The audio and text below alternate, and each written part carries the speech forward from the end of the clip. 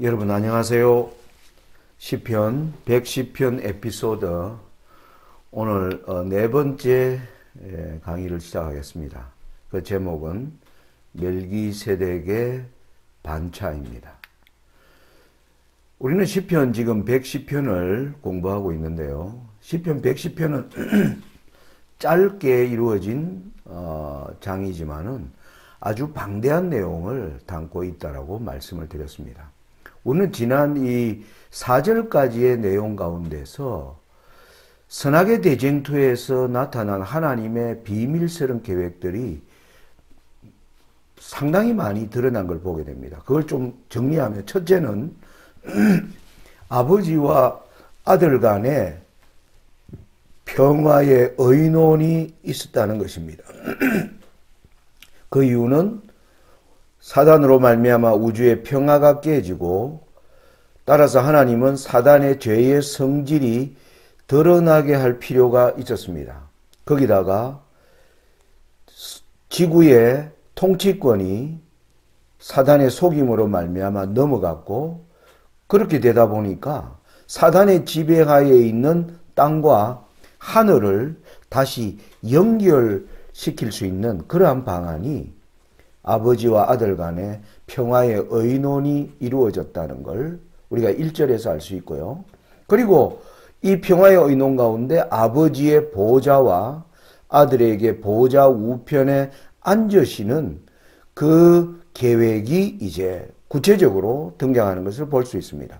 세 번째는 이 아버지의 보좌와 보좌 우편에 앉으시는 것은 사단의 지배를 끝내고 그리스도의 통치, 그리스도의 나라가 이루어지도록 하기 위한 모든 계획이 보좌와 보좌 우편을 통하여 나타났다는 것입니다.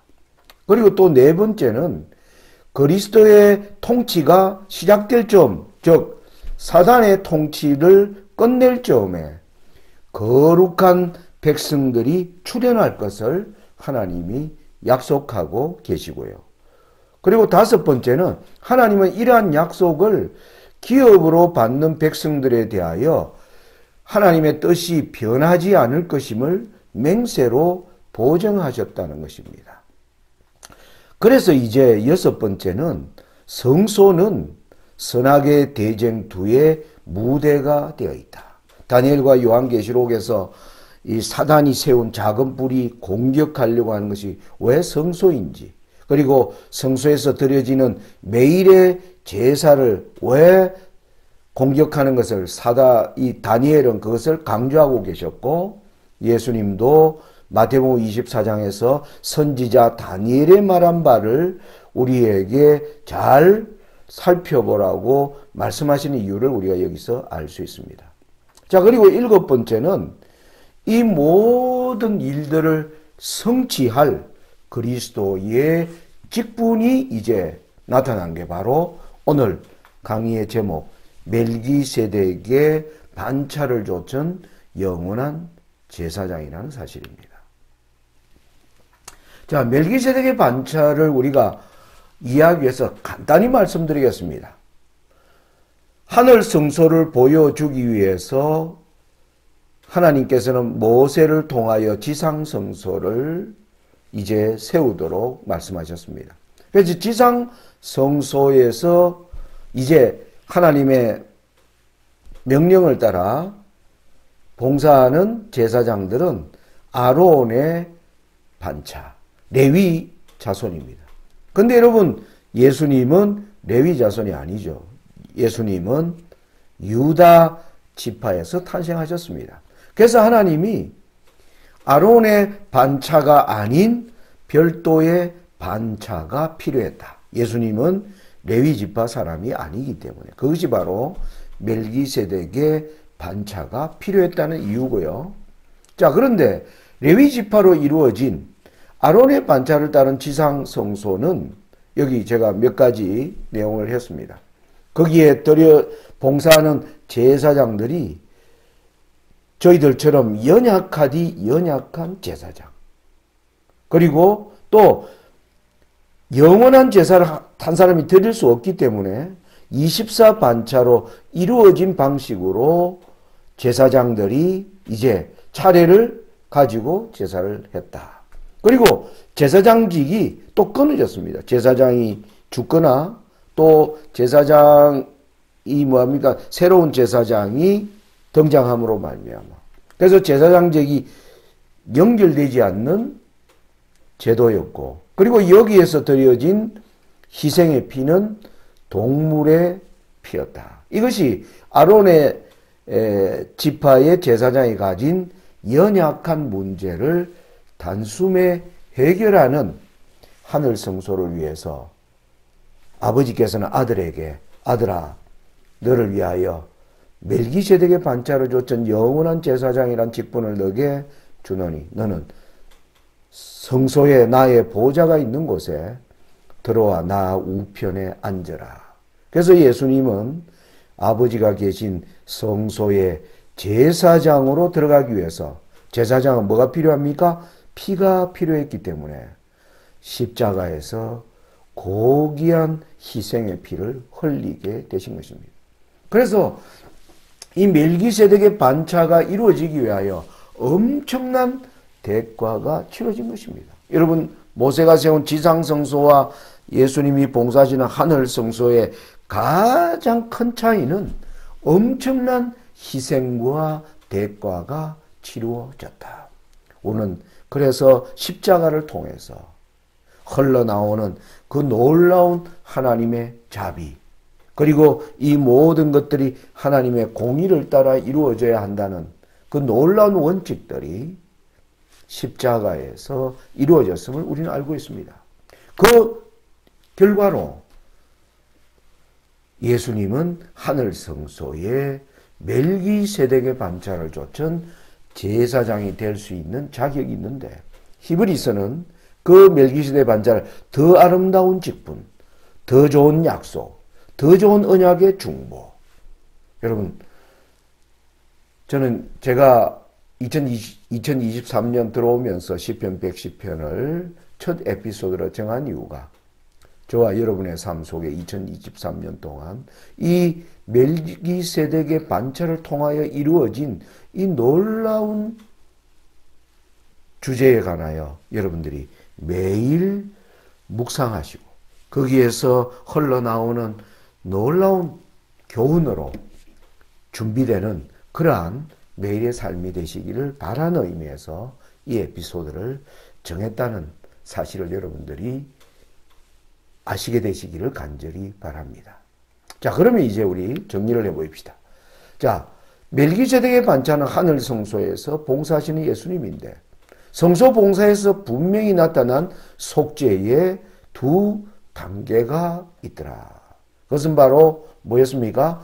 매일의 봉사와 연중 봉사로 구분되어 있다. 성소와 지성소로 구분되어 있는 봉사.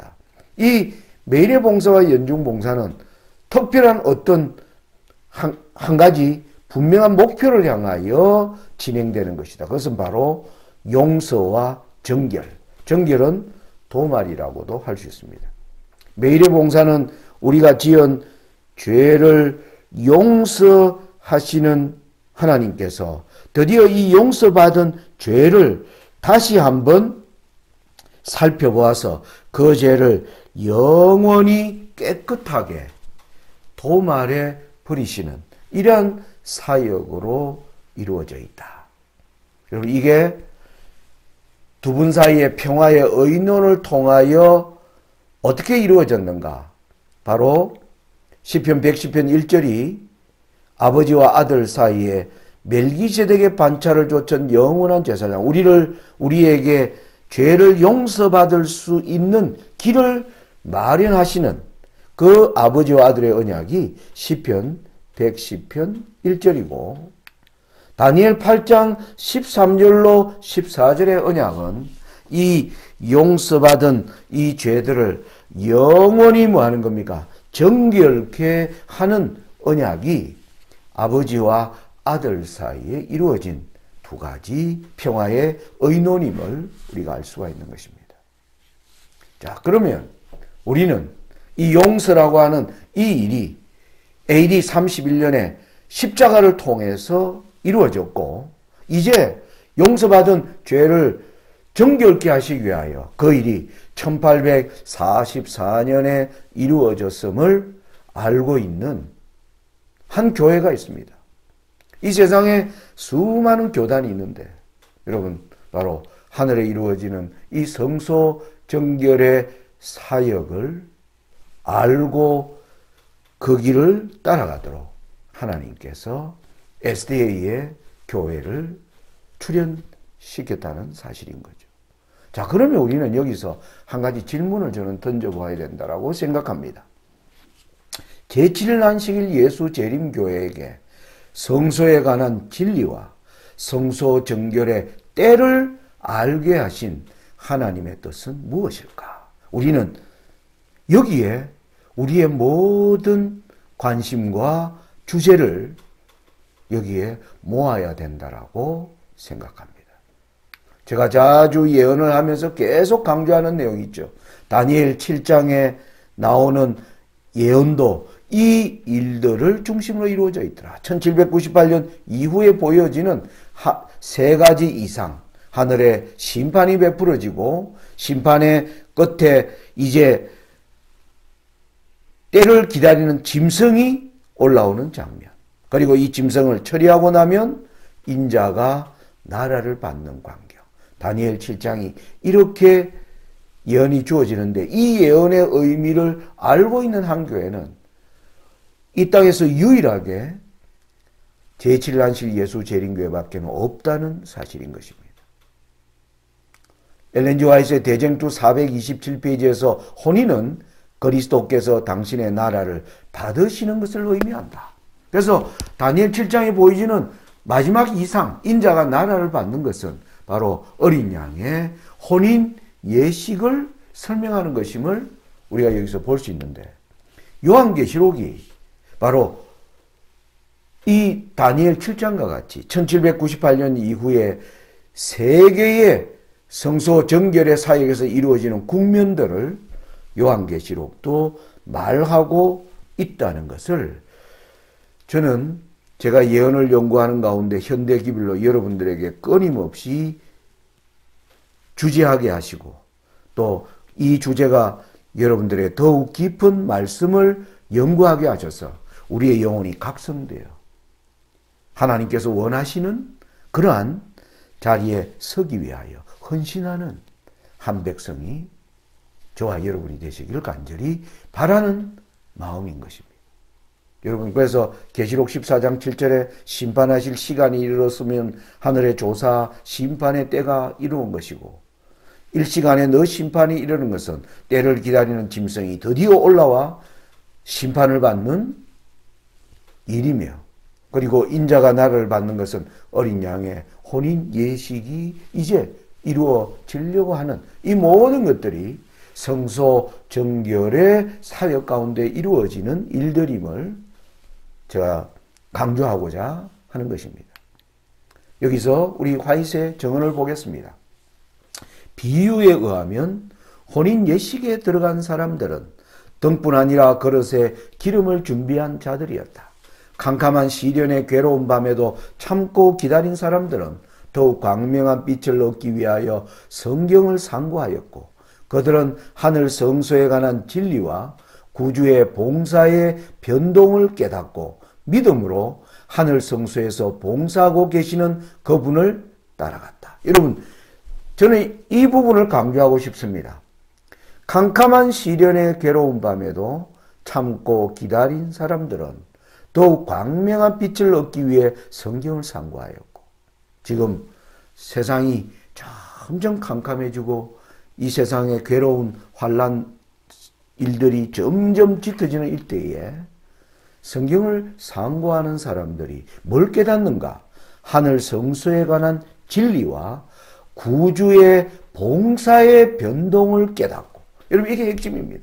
제가 지금 하늘 성소에 관한 진리를 여러분들과 함께 공부할 필요가 있어서 여러분들에게 말씀드리고 있는 것입니다. 이걸 공부해 보니까 이 구주의 봉사의 변동이 있더라. 성소 정결에 보니까 조사 심판을 하는 때가 있고 사단의 하수인 짐승을 처리하는 일이 있고 그리고 어린 양의 혼인 예식이 있는 이 구주의 봉사의 변동을 알게 된다는 것. 그걸 깨닫고 믿음으로 하늘 성소에서 봉사하고 계시는 그분을 따라갔다.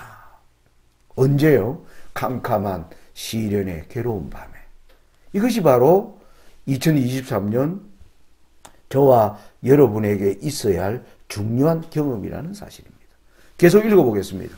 또한 성경의 증거를 통하여 같은 진리를 받아들이고 그리스도께서 마지막 중보의 일을 마치시고, 여러분 모든 성소 정결에 필요된 일들을 다 마치고 그의 나라를 받으시기 위해 하나님 앞으로 들어가실 때 믿음으로 그리스도를 따라가는 모든 사람은 다 그 혼인 예식에 들어가는 자들로 표상되어 있다.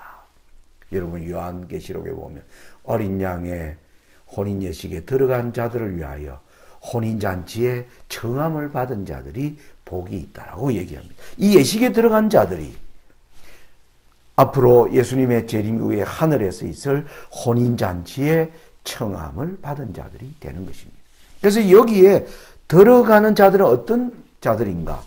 성경의 증거를 다 보고 마지막으로 예수님이 그 나라를 받으시기 위하여, 그 말은 어린 양의 혼인 예식을 하는 그 때에 믿음으로 그 길을 따라가는 자들이 어디에 들어간다고요? 혼인 예식에 들어가는 자들로 표상되어 있다라는 것입니다. 여러분 요한계시록에 이 세 번에 이르렀다는 말이 무엇을 의미하는지를 여러분 이해되시죠? 우리는 이미 하나님께 예수님의 십자가를 통하여 나의 모든 죄를 예수님께 고백하고 그분의 보혈로 말미암아 죄의 용서를 받은 사람들입니다. 그 사람들이 마지막 심판의 때에 정결함을 얻기 위한 이 자격을 얻는 일만큼 저와 여러분에게 중요한 일이 있을까요? 그것보다 중요한 일이 있다면 여러분들은 하나님의 참된 길을 아직 알지 못한 사람들이라고 말씀드릴 수가 있습니다. 2023년은 이러한 우리의 용서받은 죄가 온전히 도말되는 그 일에 우리가 모든 관심을 가지고 우리의 삶을 거기에 맞추어서 살아가야 할 때인 것입니다. 여러분 여기 마태복음 18장 23절로 35절의 이야기를 말씀드리겠습니다. 잘 알고 있는 내용입니다. 이러므로 천국은 그 종들과 회개하려 하던 어떤 임금과 같으니 회개할 때 1만 달란트 빚진 자 하나를 데려오매 갚을 것이 없는지라 주인이 명하여 그 몸과 처와 자식들과 모든 소유를 다 팔아 갚게 하라 한데 그 종이 엎드려 절하며 가로되 내게 참으소서 다 갚으리이다 하거늘 그 종의 주인이 불쌍히 여겨 놓아 보내며 그 빚을 탕감하여 주었더니 그 종이 나가서 제게 100데나리온 빚진 동간 하나를 만나 붙들어 목을 잡고 가로되 빚을 갚으라 하며 그 동간이 엎드려 간구하여 가로되 나를 참아주소서 갚으리이다 하되 허락하지 아니하고 이에 가서 저가 빚을 갚도록 오게 가두거늘 그 동간들이 그것을 보고 심히 민망하여 주인에게 가서 그 일을 다 고하니 이에 주인이 저를 불러다가 말하되 악한 종아 너가 빌기에 내가 너 빚을 전부 탕감하여 주었거늘 내가 너를 불쌍히 여긴과 같이 너도 너 동관을 불쌍히 여김이 마땅치 아니하냐 하고 주인이 노하여 그 빚을 다 갚도록 저를 옥졸들에게 붙이니라. 너희가 각각 중심으로 형제를 용서하지 아니하면 내 천부께서도 너희에게 이와 같이 용서하시리라. 여러분 여기에는 많은 교훈이 있습니다. 그런데 한마디로 오늘 말씀의 주제에서 이 교훈이 주는 중요한 우리에게 주는 메시지가 뭡니까? 불의한 청지기는 용서받은 이후에 삶의 태도로 인해 받은 용서함을 뭐 해버렸습니까? 잃어버렸습니다. 2023년 이때는 우리가 용서받은 그 일이 이제 정결함으로 갈 것인가? 아니면 용서받은 것을 다시 잃어버리는 사람이 될 것인가를 결정하는 중요한 때에 살고 있다는 것이죠. 그래서 저는 여러분들의 우리가 날마다 우리 자신을 향하여 점검해야 볼 것이 있다는 사실을 말씀드렸습니다. 나는 지난날 용서받은 그 죄에서 정결함을 얻었는가? 그 정결함을 얻기 위해서 나는 용서받은 경험을 지속하고 있는가? 저는 저의 죄의 용서를 위하여 예수님이 얼마나 놀라운 희생을 치렀는지를 매일 깊이 묵상하면서 그 용서에 대한 감사와 그리고 용서해 주신 하나님 앞에 어떻게 살아야 할 것인가가 저의 매일의 삶의 기도의 주제이며 저 삶의 중요한 모토가 되고 있습니다. 자, 이 용서받은 경험을 지속하고 있는 사람은 바로 여전히 이제는 죄를 싫어하면서 다시 옛날로 돌아가고자 하는 그 마음의 동기가 일어나지 않는지를 살펴봐야 하는 것입니다. 거기에서 아직도 흔들리고 있는 자신을 우리가 발견된다면 우리는 하나님께 무릎을 꿇고 주의 성령의 은혜를 간구해달라고 죄를 미워하게 해주시고 죄를 완전히 저 마음에서 떠나게 해달라고 간절히 기도드려야 하는 것입니다. 바로 그렇게 살아가는 자들, 그 죄가 싫어진 그 마음의 자리에 이제 무엇으로 채워져야 합니다. 그것은 바로 하나님의 의를 갈망하는 그 마음으로 채워지는 경험이 바로 오늘 2023년 저와 여러분이 가져야 할 중요한 경험이다. 이 일을 위해서 하나님은 이 약속을 기업으로 받는 자들이 그 뜻이 변치 않도록 우리를 위하여 맹세로 보증하시면서 예수님은 영원한 제사장으로 지금도 우리를 위하여 중보하고 계신 것입니다. 히브리 7장 15절 17절에는 멜기세덱의 반차를 좇은 한 제사장을 하나님이 일으킨 것을 보니 더욱 분명하다. 그는 육체에 상관된 계명의 법을 쫓지 아니하고 오직 무궁한 생명의 능력을 쫓아 된 것이니 정가기를 더가 영원히 멜기세덱의 반차를 쫓는 제사장이라 하였도다. 하나님이 이 일을 반드시 이루기 위하여 맹세로 보증하시고 또 예수님은 맹세로 제사장 직분을 받으셨다는 사실을 우리는 기억해야 할 것입니다. 자, 그래서 히브리 8장 1절과 2절에는 이제 하는 말의 중요한 것은 이러한 대제사장이 우리에게 있는 것이라. 그가 하늘에서 위엄의 보좌 우편에 앉으셨으니 여기 보좌 우편이 나오죠. 성소와 참장막에 부리는 자라. 이 장막은 주께서 베푸신 것이요 사람이 한 것이 아니니라. 바로 하나님이 이 일을 위하여 친히 베푸신 그 하늘 장막, 거기에서 이루어지는 예수님의 사역은 이제 그가 더 아름다운 직분을 얻으셨으니 이는 더 좋은 약속으로 세우신 더 좋은 언약의 중보시라. 여기 더라는 말이 3번 나오죠. 더 아름다운 직분, 더 좋은 약속, 더 좋은 언약의 중보. 저와 여러분이 이 성소의 주제를 연구하면서 날마다 캐내어야 할 놀라운 보화가 이 말씀 가운데 들어있는 것입니다. 이제 이 일의 결과로 히브리 8장 10절은 하나님이 이 일을 우리의 마음에 이루어 주시겠다고 약속하십니다. 주께서 가라사대 그날 후에 내가 이스라엘 집으로 세울 언약이 이것이니 내 법을 저희 생각에 두고 저희 마음에 이것을 기록하리라. 나는 저희에게 하나님이 되고 저희는 내게 백성이 되리라. 여러분, 이 일을 위하여 이루어지고 약속된 이 사실, 여러분 우리의 마음에 큰 소망이 생겨나지 않습니까? 엘렌 지 화이트는 그래서 대쟁투 489페이지에 다음과 같은 말씀을 기록해 놓았습니다. 하늘에 있는 성소는 사람을 위해 행하시는 그리스도의 사업의 바로 중심이 된다. 그것은 세상에 사는 모든 영혼과 관계가 있다. 그것은 구속의 계획을 밝히 보여주고 시대의 제일 마지막까지 우리를 데리고 가서 의와 죄 사이의 투쟁에서 최후의 승리를 나타내 보여준다. 모든 사람이 이 문제를 충분히 연구하여 그들 속에 있는 소망의 이유를 묻는 자들에게 능히 대답할 수 있도록 하는 것이 가장 중요하다. 여러분, 하늘 성소의 주제. 그죠? 시대의 제일 마지막까지 우리를 데리고 가서 의와 죄 사이의 투쟁에서 최후의 승리를 얻도록 바로 하늘 성소는 그래서 우리에게 알려진 바 되었다는 것입니다. 여러분이 잘 아는 성경절 있죠.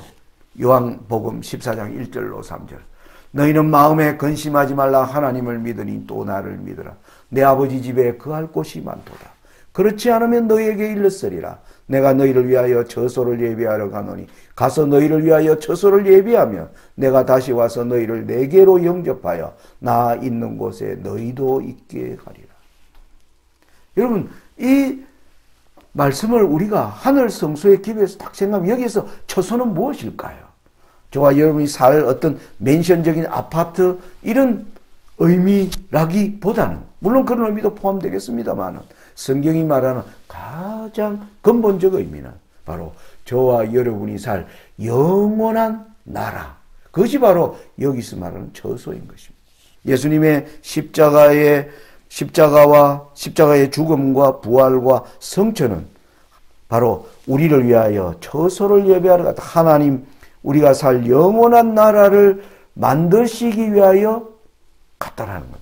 그것이 끝나면 내가 다시 와서 너희를 그리로 데려갈 것이다. 여러분, 그런데 이 성경절을 많은 분들이 외웁니다. 저도 외우고 아마 이 방송을 듣는 모든 분들도 이 성경절은 다 보지 않고 외울 수 있을 것입니다. 그런데 여러분, 이 다음에 4절이 있어요. 예수님의 말씀은 4절까지입니다. 여러분, 성경을 보지 않으시고 그 다음 말씀이 무엇인지 여러분 알고 계세요? 기억해 보세요. 제가 주말 부흥회를 할 때나 말씀을 강구할 때 이걸 많이 해보면 이 4절을 알고 있는 분들이 거의 없습니다. 그런데 4절에 중요한 말씀이 있습니다. 4절에 내가 가는 곳에 그 길을 너희가 알리라. 여기까지가 연결된 말씀입니다. 내가 처소를 예비하기 위하여, 내가 영원한 나라를 받기 위하여 내가 가는 곳에 그 길들을, 성소 정결에도 3가지 일들이 있더라. 조사, 심판, 사단을 처리하고 어린 양의 혼인식이 있는 것처럼 그 모든 길을 너희가 알리라.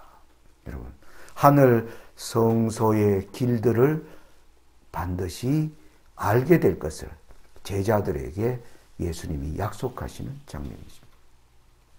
자, 오늘의 말씀을 이제 요약하면 처소를 예비하시는 예수님은 자신의 고귀한 피를 가지시고 멜기세덱의 반차를 좇은 영원한 제사장으로 중보하시고 드디어 이 사실을 아는 백성들이 하나님의 약속을 따라 살아감으로 말미암아 이제 도말받은 한 백성들이 등장하는 것입니다.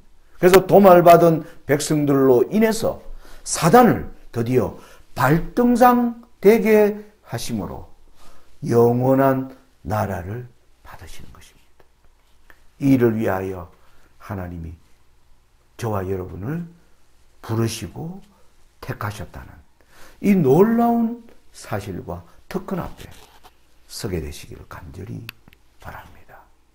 여러분, 바로 사단을 발등상되게 하시는 이 때가 이제 2023년 정말 그때가 가까워진 것입니다. 하박국의 기도, 여호와여 내가 주께 대한 소문을 듣고 놀랐나이다. 여호와여 주는 주의 일을 이 수년 내에 뿜게 하옵소서. 이 수년 내에 나타내시옵소서. 저는 이 일이 2023년 이 한 해에 이루어지기를 간절히 소원합니다. 감사합니다.